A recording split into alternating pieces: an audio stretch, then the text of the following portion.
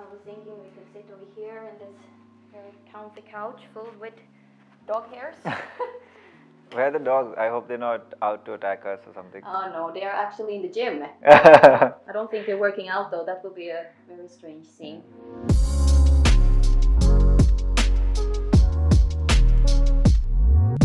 So setting the scene of today's talk, Joel, I was thinking that we will discuss a little bit what common struggles that young working professionals are facing today when they're trying to live a healthy lifestyle. Like a person like me? Exactly, Yeah, like a person like you, a person like me, a lot of our friends who are struggling with priorities when it comes to family, friends, work, of course.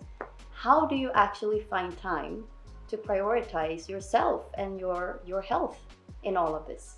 So before finding time, I think you need to find your priority first, right? For you right now, it is to kick neck off, right?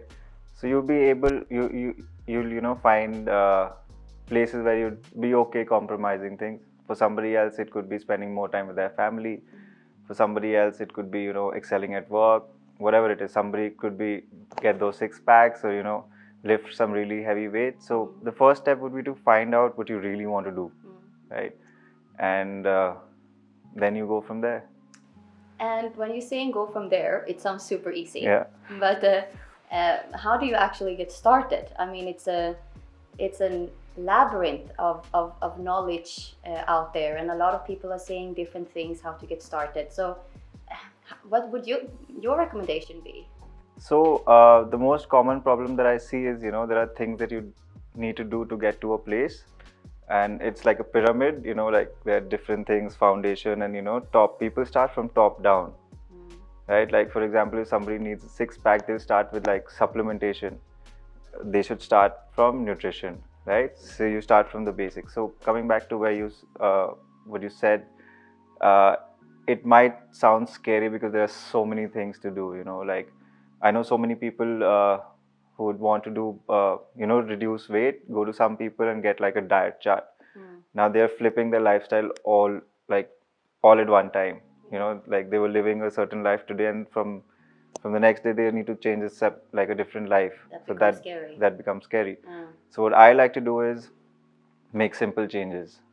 For example, the first step would be just to see what your eating habits are. Like, are you eating as soon as you wake up till you're going to bed? So cut that. Like, I'm not saying do like intermittent fasting. If it works for you, it works for you. But have like a time frame where you're eating. Say I start eating at 8 a.m. and I stop eating at 9 p.m. So at least you draw those lines. So that's when routine starts coming in. Make these small changes so that you're okay with routine, right? Because everything at the end of the day, like if your body knows food is going to come in at a certain hour, it will be primed to do so. When your body knows this is the last meal, your body will be primed to sleep better. So setting a routine is very important. So like I said, small steps. And a routine is important, right? Because this is something that you should be able to live with for the rest of your life. Yes, it's not any crash course diet. Yeah, like I wish like once you make 6-packs and they're just there, they don't go. But the thing is, what you did to get those 6-packs, you have to keep doing to keep those 6-packs, right? Similarly, if you've built that muscle, you have to keep doing what you did, like hit gym. If you're hitting it 3 hours a day, you have to continue hitting it 3 hours a day, even if it's wrong, right? If you're eating like at a certain calories, you have to continue eating at the same calories. Otherwise, when you stop doing them, you won't be the same. As simple as it gets. So routine is important, which comes to an issue that I have myself, I would say, and that is planning what kind of food that I should eat. So I think a lot of people recognize themselves when I'm saying you're coming home from a very long day at work, the kitchen looked like a big black hole that you don't want to enter, and what you do then? Well, you're calling for takeout food. Yeah. Is takeout food really that bad? I'd ask you, is everything that you make at home good? No. Right? So in a similar way, takeout food can be good, can be bad. Again, if you ask me what should I order for takeout, it totally depends what you've had during the day, right? So if you had a busy day and you've not eaten much, then you can get away with eating something which is higher in calories, but you should make sure that you're getting your protein in as well.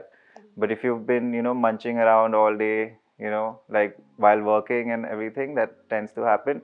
You're good at ordering a salad. Yeah. So it's about balance. And it's also about what to take conscious decision, right? Yes, yes. What to order. Yeah. Or better than this would be, plan a little bit better. Maybe carry your meals. You'll be able to make better decisions.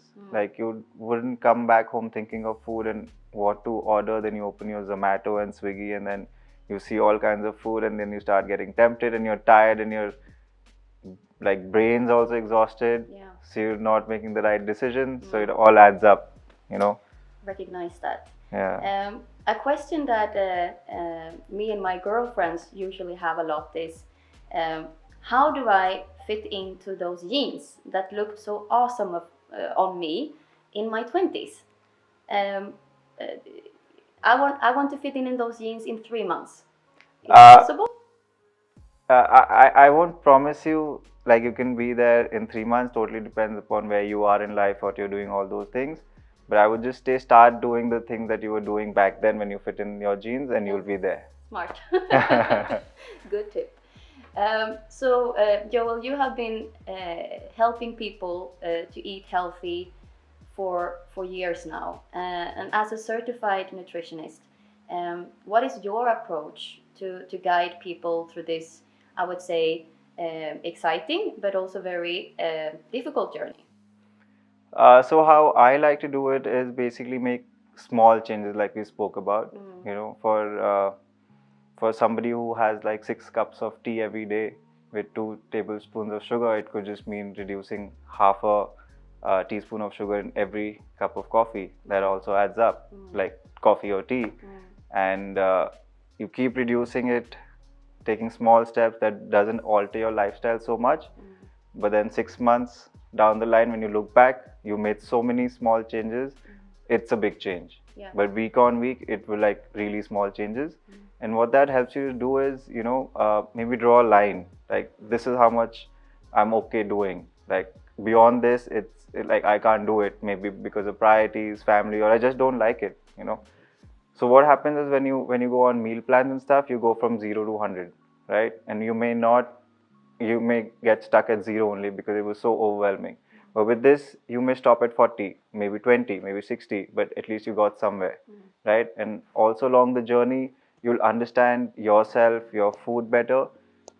You'll be able to make your own meal plans, right? So you wouldn't have to, depend on somebody else to make a meal plan. And that should be the ultimate goal, Yes, right? yes. Because you cannot continue on meal plans for the rest of your life. Correct, absolutely correct. It's the easiest for me to make a meal plan. If it doesn't work, it was your fault. And what does that do for you? Like, you're already feeling bad that you wanted to make a change and you couldn't make it, and it's because of you, right? But whereas if you're making small changes, like mostly you'll make those changes, right? And if you can't, then we find other changes, because there's so many changes, small changes that you can do. You'll go a long way. Yeah, which has an impact. Yeah. I think some people might find it a little bit intimidating, to reach out for help and to come to an expert like yourself. How would the first session with you look like? Not just the first, like every session would look just like this. It's just a casual talk between you and I, and figure out how we can incorporate small changes that we spoke about. Before that, we'll find out what your routine is, what are the kind of foods you have, what are the kind of environment you're in. For example, my wife loves eating ice cream, almost every night, and sometimes I want to be part of that. So I plan my day around it, have a little less carbs during that day. We able to be part of that. So that's what we do during our sessions. Super nice. So like nothing is forbidden, just a little bit of more planning, so to say. Yeah, it's more about awareness, right? You should be aware of what you're eating. Yeah. And how it's going to affect you the next day. As long as if you're aware, and if it's a decision you still want to take. Exactly. Yeah. Very, very good point. So, Joel, I think it's only one question left that I have for you, and that is, what should we have for lunch? Anything that you call for. So I will decide? Yeah, you decide. Okay. Okay, I will decide, but I will take some small inputs from you. Done. Super. Let's head out. I was actually feeling very inspired now. Maybe some, good salad with a dash of protein. Sounds good? Yeah, without any sauces though. Without any Yeah. Okay, let's see what we find.